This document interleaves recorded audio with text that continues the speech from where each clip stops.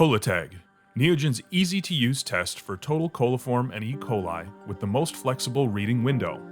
Step 1. Prior to use, shake the stick pack or tilt back and forth to ensure the media is free-flowing.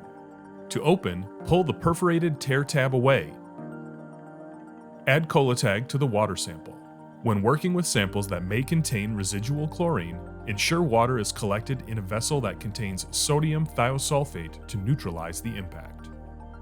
Step 2. Incubate for 16 to 48 hours. For early reading at 16 to 24 hours, if the sample is not already at 33 to 38 degrees Celsius, then place the sample vessel in a water bath at 35 degrees Celsius for 20 minutes or 44.5 degrees Celsius for 7 to 10 minutes, and then proceed to incubation. Step 3. After incubation, visually check for coliforms against the comparator or control. Samples that are more yellow than the comparator are positive for coliforms.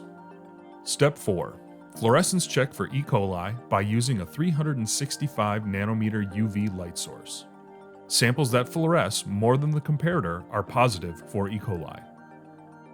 Please contact Neogen with any questions.